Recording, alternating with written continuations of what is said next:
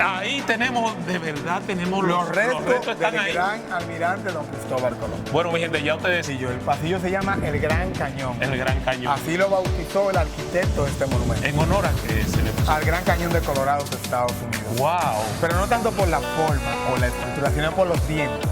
Vestimenta que su santidad, el Papa Juan Pablo II, utilizó aquí el 11 de octubre del 92. La vestimenta está volada con filamento de oro o hilo de oro. El Papa la donó a lo que es el Papamóvil.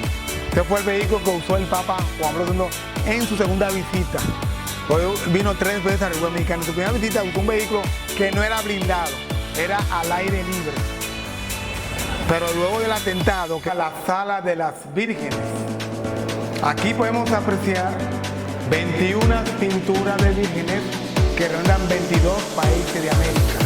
Sí, lo usaban delante de la prueba del barco y según ellos manejaban todo lo más. Es una mula, Mauli o Cajanca.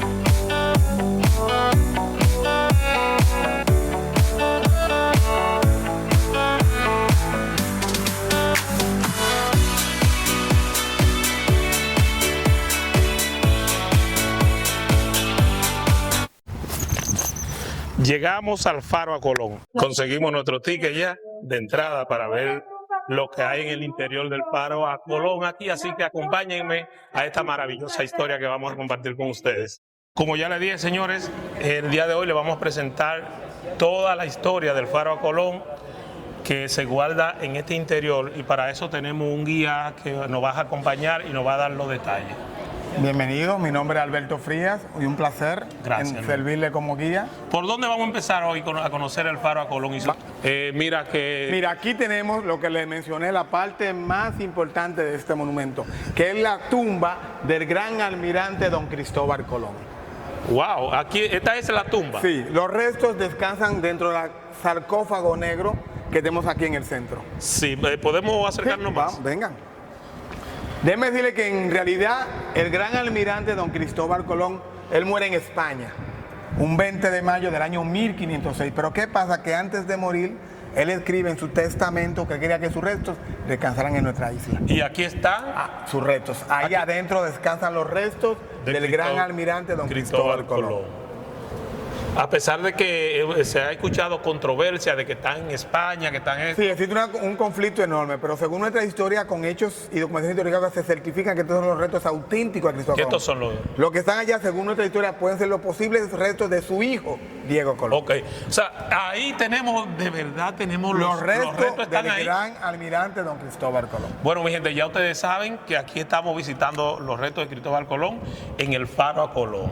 Vamos a seguir viendo más cosas aquí en el interior del Faro a Colón. Una de las historias que vamos a conocer en el día de hoy es la historia del Papamóvil, de ese vehículo que ustedes ven ahí, el por qué se hizo el Papamóvil y por qué se hizo con un blindaje por seguridad para el Papa que estuvo en República Dominicana para ese momento. Que usted viene al Faro a Colón, se pregunta, ¿qué es eso? ¿Es el primer camión que se usó para recoger la basura? No, es el Papamóvil que usó el Papa cuando vino a República Dominicana. El Papamóvil. Este fue el vehículo que usó el Papa Juan Pablo II en su segunda visita. Porque vino 3 veces a República Dominicana. En su primera visita usó un vehículo que no era blindado, era al aire libre. Pero luego del atentado que recibe el Papa Juan Pablo II en el año 1981, se pusieron de moda los papamóviles. Y este lo usó en el 84. Las piezas fueron traídas del extranjero y un teniente coronel de la Marina era Ramiro Mato, fue que lo ensambló y lo utilizó aquí. 2 veces conmigo, lo usó en el 84 y en el 92. Esa fue ya su última visita. Ya se le daba mantenimiento, pero ya hace años se ha quedado como pieza de museo. Ya no se le da mantenimiento ni se enciende al motor. O sea, ya solamente tenemos estructura para mirar. Para exhibición solamente. Ya no se le da mantenimiento. Entonces que él lo usó 2 veces. Lo usó en el 84. Cuando vino en el 92, el vehículo estaba en excelentes condiciones y él quiso volverlo a usar. Luego del 92 ya se dejó solamente para exhibición. Cristales se ven oscuros por los años.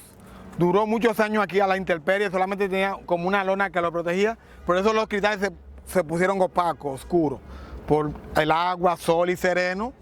pero en realidad se veía transparente como este cristal que tenemos aquí.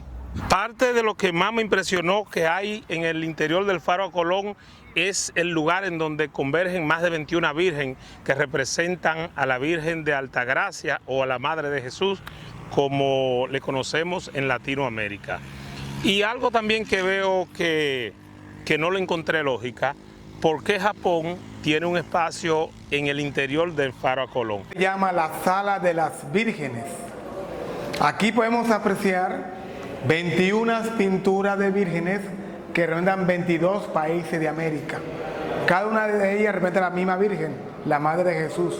Ahora pueden ver que tienen diferentes nombres, diferentes figuras, porque representan diferentes países, diferentes historias. Miren una de las más famosas en Latinoamérica. Esta que tenemos aquí, que es Nuestra Señora de Guadalupe, que es considerada como la madre de todos los países latinoamericanos. ¿No puedo citar que sea 5 o 6? Sí, tenemos 21 pinturas representando 22 países. Hay una que representa 2 naciones, por esa razón aquí tenemos Nuestra Señora Inmaculada de la Concepción, que representa al mismo tiempo a Nicaragua y Estados Unidos de América. Aquí tenemos la de Venezuela, que es Nuestra Señora del Coromoto. Al lado tenemos la de Colombia, Nuestra Señora de Chinquiquirá. Chinquiquirá, así mismo. Y aquí tenemos la nuestra, República Dominicana, Nuestra Señora de la Altagracia. Todas las pinturas fueron pintadas por una sola pintora. La de Cuba, ¿la tenemos aquí? Sí, claro que sí. ¿Cuál es? Muy conocida. Nuestra Señora Caridad del Cobre. La tenemos aquí en el fondo.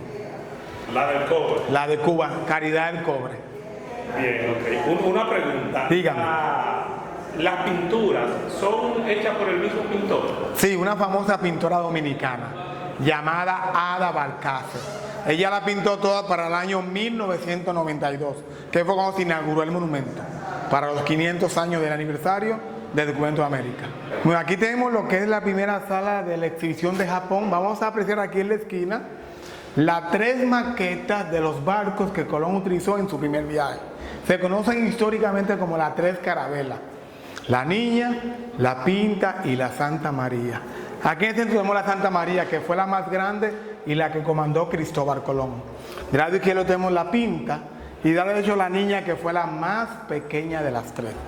También podemos apreciar detrás de las 3 maquetas un retrato hablado que nos muestra cómo fue la llegada de Colón a la primera isla descubierta. Esta es una pequeña isla que está en las Bahamas, al norte de Cuba. El nombre original de la isla era Guananí. Así la llamaban los indígenas. Cuando Colón la descubre, el 12 de octubre de 1492, la llamó San Salvador. Le da ese nombre porque consideró que esa isla le salvó la vida. La segunda isla que descubre es Cuba, 28 de octubre. Y la tercera y última es la nuestra. Cuando llega a nuestra isla exactamente el 5 de diciembre de 1492 a la Española, como Colón la nombró. Continuamos.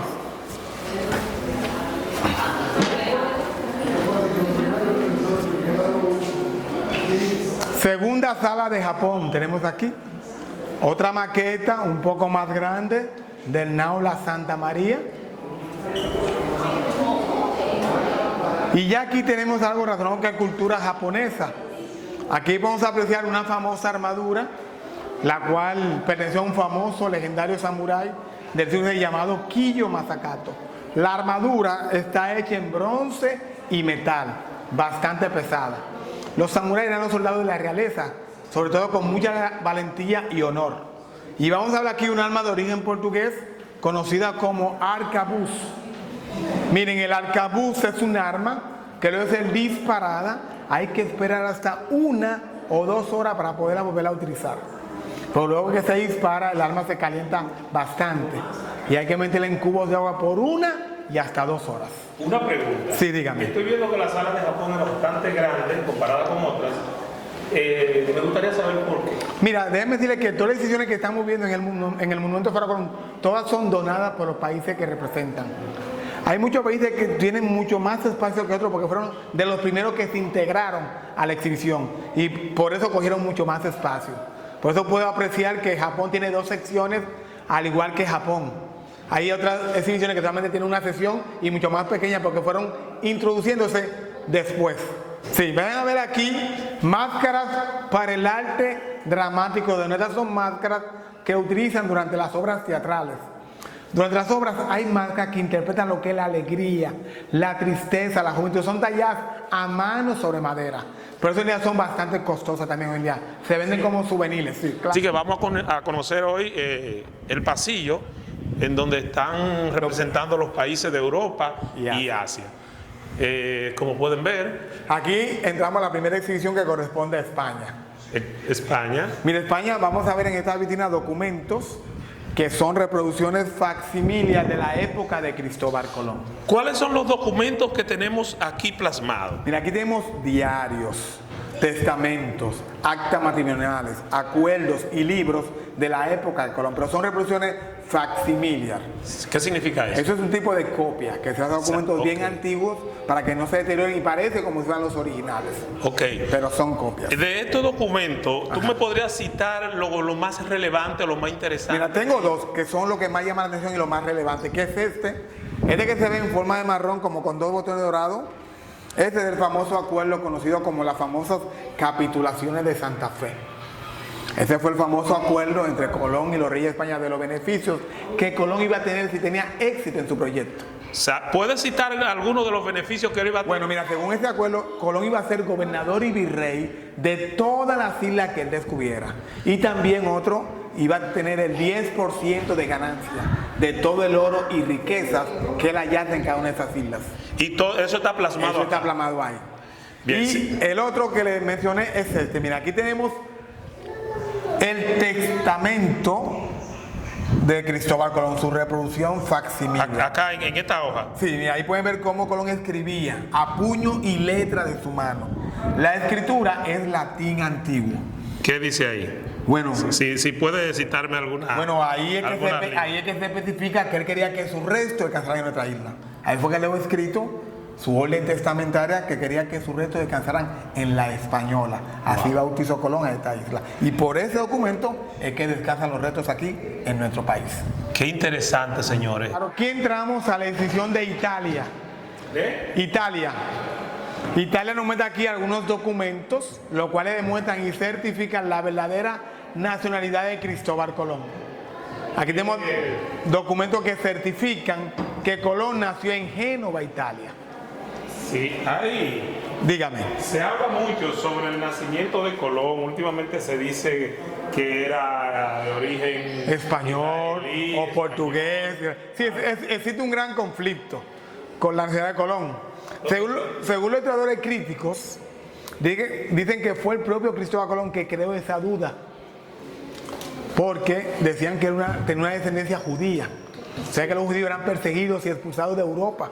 Y por eso él nunca quiso en ningún documento establecer de dónde era su origen.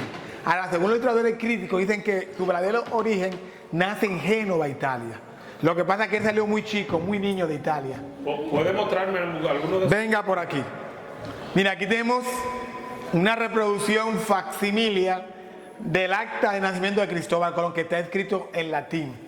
O sea, ese es el acta de Nacimiento de Colón, certificando que nació en Génova, Italia. Y aquí tenemos gráficas de la casa del abuelo y bisabuelo de Colón allá en España. Digo, allá en Génova, Italia. ¿Qué más tenemos? No, ya estos son gráficas relacionadas con la cultura e historia de Italia. O sea que Italia era un país también donde existían muchos también navegantes, y un gran conflicto que existe también con Colón es con su rostro. Porque me dice que en realidad hoy en día no existe una pintura exacta de lo que fue el rostro de Cristóbal Colón. Porque su primera pintura se pintó por primera vez 90 años después de su muerte. Wow. Si él se pudo pintar por personas que lo conocieron en vida y dieron su descripción físicamente como él era.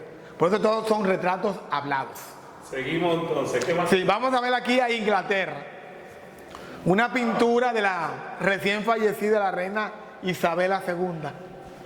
¿Qué tiene que ver Inglaterra con el Faro Colón y República Dominicana? Mira, como le dije yo al inicio del recorrido, todas las decisiones aquí son donadas por los países que representan, porque este monumento se hizo un museo internacionalizado. O sea, que no tiene que ver con las... No, por ejemplo, hay países que están aquí en este y no tienen que ver nada con Colón o el descubrimiento, pero muchos muestran algo relacionado a su cultura y su historia. Perfecto. Vamos a ver aquí, por ejemplo, Francia. Francia, en estos 4 cuadros, nos muestran el proceso histórico de esa nación de Francia. Sí, esta es su revolución e independencia francesa. El de arriba simboliza lo que es el futuro, pensando en el futuro de esa nación. Wow. Sí, este simboliza lo que es el inicio de la humanidad. Es una simbolización de lo que es Eva con la serpiente en el jardín del Edén. Y el de arriba, su conquista francesa. Bien, bien. Y vamos a ver aquí Alemania. Alemania, un dato importante, es la exhibición más nueva que tiene el monumento. Como pueden ver aquí, entre paréntesis, se inauguró en el 2023. Esta edición dice que está interpretada por artistas dominicanos, porque estas 4 obras de arte fueron pintadas por 4 pintores dominicanos. ¿Cuáles son esos? Aquí tenemos Enriquillo Amiama, aquí tenemos a Solén Fermín, y de lado tenemos a Karim López, y finalmente Inés Tolentino. Fueron los 4 pintores que seleccionó la embajada alemana para recrear estas obras de arte, interpretando en cada una de ellas los lugares culturales históricos más reconocidos de esa zona de Alemania. Aquí pasamos a Rusia, un famoso souvenir de origen ruso conocido como la matrioshka o babushka. Son 7 muñequitas de madera pintadas a mano, se pueden colocar una dentro de la otra. ¿Y qué significa eso? Mira, esto simboliza lo que es la buena suerte en el hogar y la familia. Ellos interpretan que tú colocar una muñequita dentro de la otra es la protección familiar. O sea, eso es una tradición. Una edición exactamente. Vamos a ver, Ellos, ¿cuáles son los muñequitos? mírala aquí. Al tú colocar una dentro de la otra es la protección familiar. Si tú haces lo contrario, la despliegas una de la otra, es la multiplicación de la familia. Wow. Suelen de regalo muchas personas recién casadas allá, como souvenir. Y vamos a ver aquí este utensilio. Si usted visita Rusia, se va a encontrar con este utensilio en cada hogar ruso. Es el samovar. ¿Cómo? Samovar. ¿Qué significa eso? Lo utilizan para preparar el té. O sea que Rusia es un país bastante frío. Usan mucho el té o el famoso vodka ruso para calentar los cuerpos. Y vamos a ver aquí la edición de Portugal. Portugal nos mete aquí una serie de cuadros relacionados con la cultura, religiosidad e historia de esta nación. ¿Sabes que los portugueses eran los número 1 en cuanto a nación se refería? Ve a ver este, por ejemplo. Aquí tenemos un cuadro del famoso navegante portugués conocido como Vasco de Gama. Vasco de Gama fue el famoso navegante portugués, el cual trazó la primera ruta hacia las Indias. Una ruta que era costeando toda la costa de África. ¿Qué pasa? Que era la única ruta que existía en esa época. Por eso era comercializada por los portugueses y había mucha piratería. Y esa fue otra de las razones por qué Colón hace su expedición. Colón quería buscar una nueva ruta a ese rango y por eso hace su gran proyecto colombino. Aquí tenemos a Israel. Israel, mira, nos muestra aquí un cuadro que nos muestra los 10 mandamientos escritos en hebreo antiguo. Así es hebreo antiguo. Hebreo antiguo. Están escritos sobre un famoso papel conocido como el papiro, el famoso papel vegetal. Este es un famoso menorá. Los menorás son una especie de candelabros. Este es original, hecho en roca. Esto es algo muy sagrado para el pueblo israelita. Ellos solían descenderle a los menorás 6 velones o 6 velas, simbolizando los 7 días de la semana. Pero precisamente encendían 6, pero descartaban el 7º y aquel día de reposo. Corea del Sur, menos una maqueta de un barco llamado nave tortuga o buque tortuga. Esos barcos le llaman así porque tienen un caparazón de hierro por arriba, con clavos de acero bien afilados para así evitar ser abolados por sus enemigos. Son conocidos mucho en la historia coreana, pero ellos ganaron muchas guerras y batallas, sorprendiendo a sus enemigos con barcos como este. Una réplica de una corona de la famosa dinastía Chumachón de Corea. Esta es una réplica de la original. La corona original es decirle que es la corona en oro más grande que se ha hecho en el mundo. ¿Esto es una? No, esta es una réplica. La original está allá en un museo. No por nada. Ahora, lo que la está adornando, que es una famosa piedra llamada jade, una piedra, esa es original. Que la original también tiene jade. Gracias. Aquí tenemos más cerámica y otro modelo de otro buque tortuga, que el que le acabo de explicar. Este está hecho con otro material, pero es el mismo que le acabo de explicar, con la coraza de hierro, con clavos de acero. Y aquí pasamos a la Unión Europea. Como su nombre indica, la Unión Europea es la unión de varios países europeos. Esa unión se inicia en el año 1957, cuando varios países europeos firman un convenio de paz a nivel económico, político y social para ayudarse entre ellos mismos. Aquí tenemos un mapa que nos muestra los países que conforman la Unión Europea. Hasta el 2020 eran 28 países exactamente. Pero ¿qué pasa? Que en el 2020 este país que tenemos aquí, Reino Unido o Inglaterra, se retira, quedando solamente ya 27 países hasta la fecha. Aquí tenemos imágenes debajo de los lugares más importantes a nivel cultural e histórico de esos países que conforman la Unión Europea.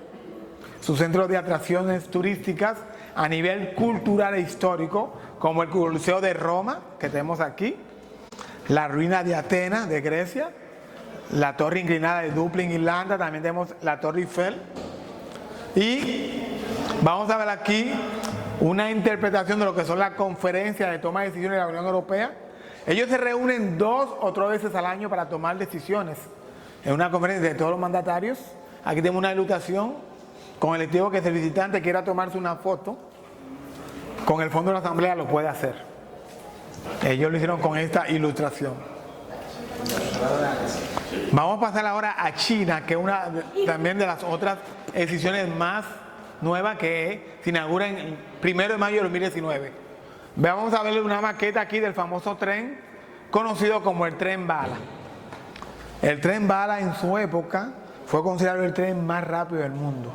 Es un tren que supera las 350 millas por hora y funciona nada más y nada menos que con levitación magnética. Cuando el tren está encendido se ve como si estuviera flotando o levitando por las imanes. Vamos a ver aquí porcelana china, de las más cotizadas y prestigiosas a nivel mundial. Por ejemplo, de estas 4 que tenemos aquí, esta, caballero, es la más costosa, porque es la más antigua. Es auténtica. Sí, pertenece a la dinastía Ming. Esa pieza nos muestra lo que fue la primera mezcla de color de porcelana china.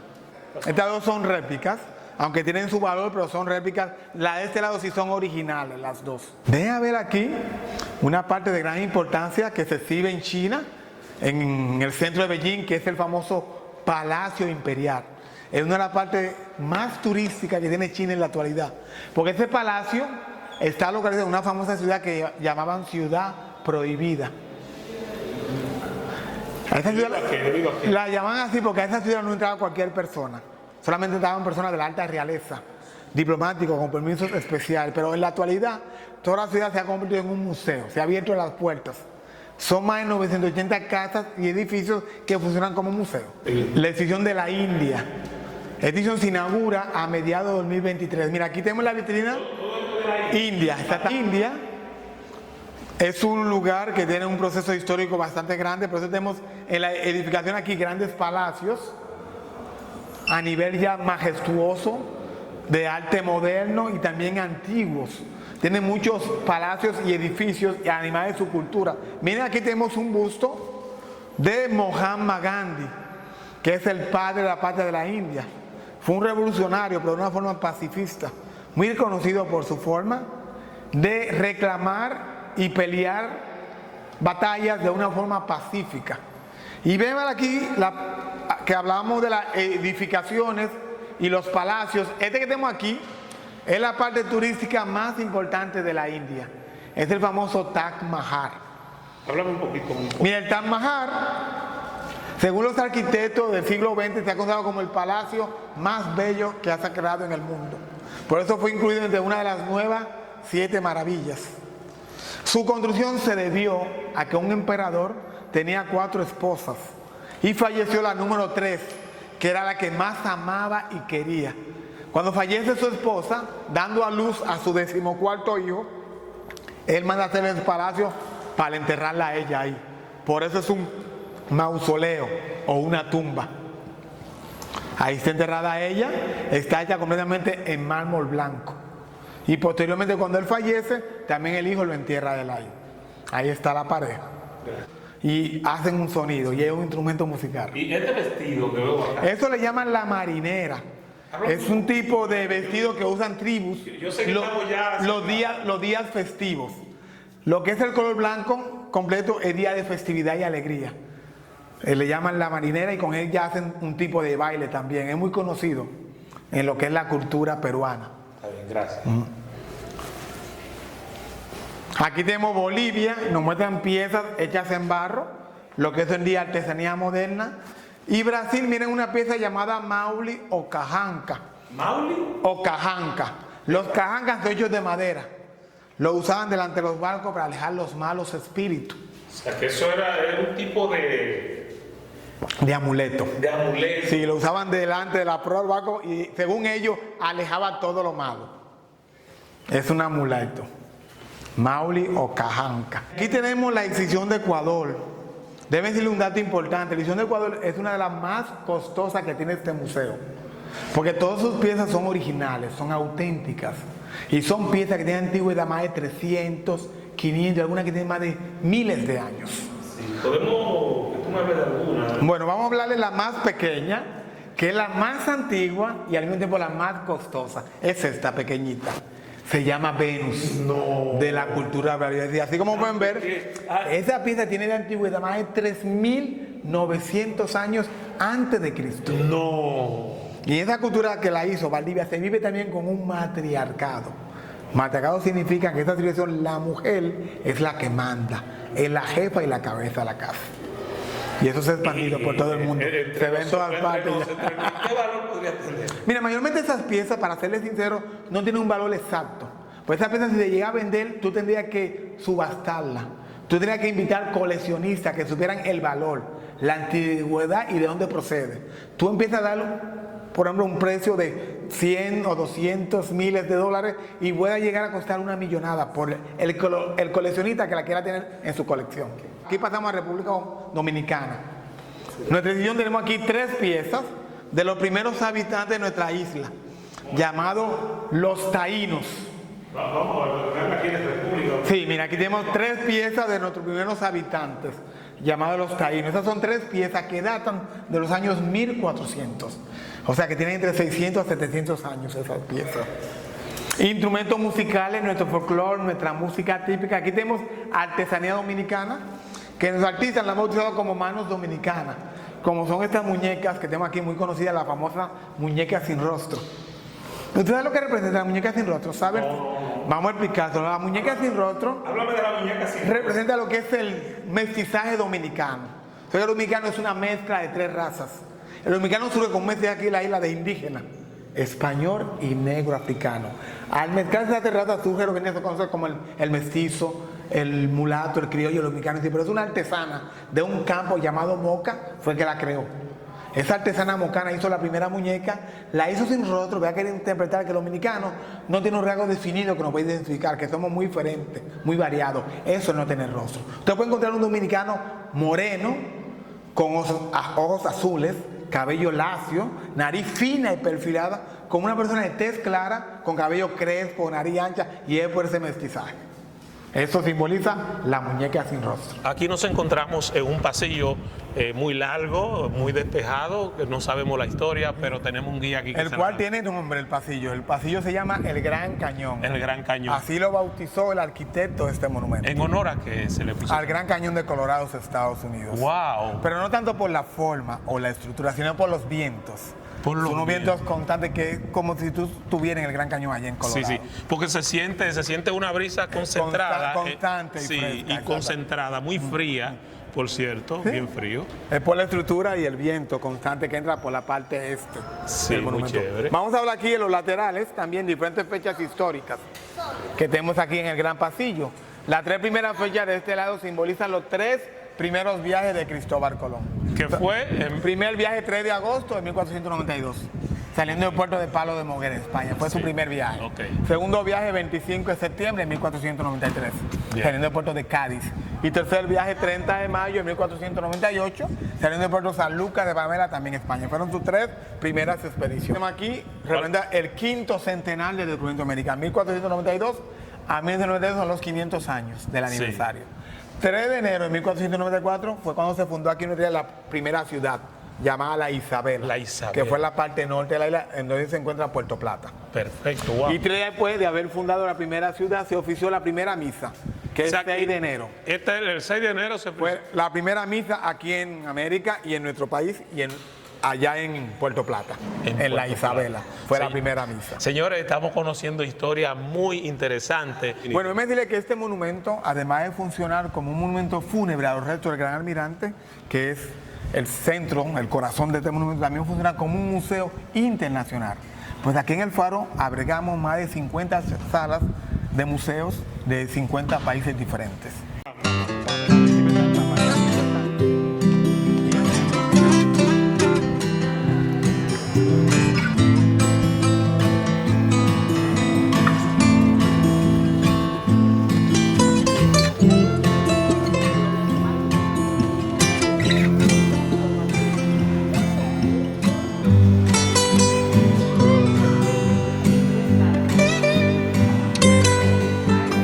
Vamos a pasar a la última sala del monumento. Es algo muy especial y muy religioso en realidad.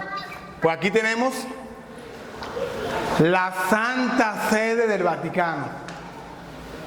En esta edición tenemos en el centro la vestimenta que su santidad, el Papa Juan Pablo II, utilizó aquí el 11 de octubre de 92. La vestimenta está volada con filamento de oro o hilo de oro. El Papa la donó al monumento cuando finalizó la misa.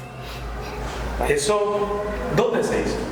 Mira, esta misa fue oficiada en la parte este del monumento, donde termina el monumento, porque la misa fue en el exterior.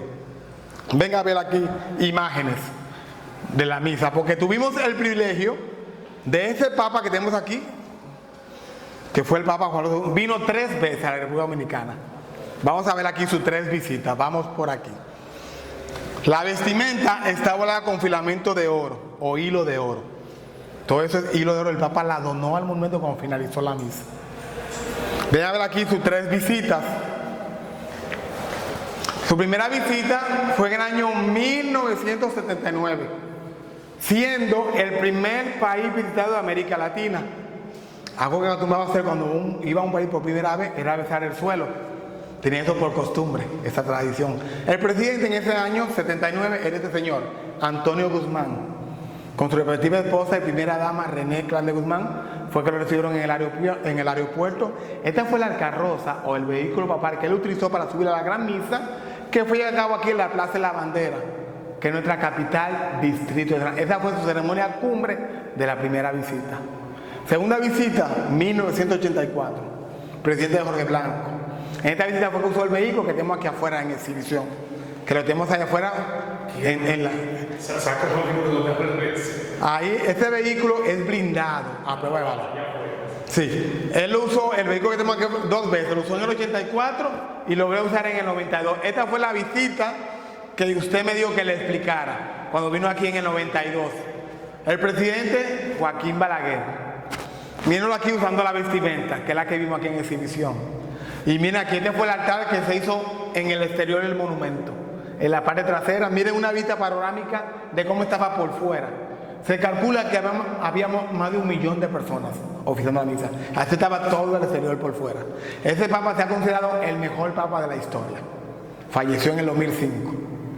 Juan Pablo II.